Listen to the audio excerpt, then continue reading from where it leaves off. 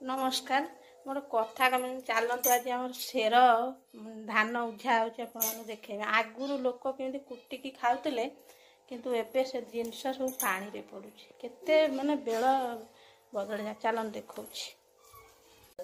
आगुरु लोक ए गुरुवासर धान कुटिकी जहाँ भी हेले एबे लोक इमिति परिवर्तन हो गले ठाकुर भोग खाया या खाइबे देखला एते नेखा माँ लक्ष्मी अनौचंती दाना दौचंती किंतु ठाकुर भोग खाया समय नहीं इच्छा नहीं पानी रे दे दियो टिके नाकुरु लास्ट को एबे धान पानी रे पड़ जाउछि आगुरु लोक या कुटिकी बाटी धान बाहर करी जहाँ भी हेले कार्तिक मासरे खाउतले किंतु एबे पूरा उल्टा हेम रास्तार कुटी खाऊले सबुरी घर तो पानी पड़ছে आमर कौन गाँ गंडा सबुरी घर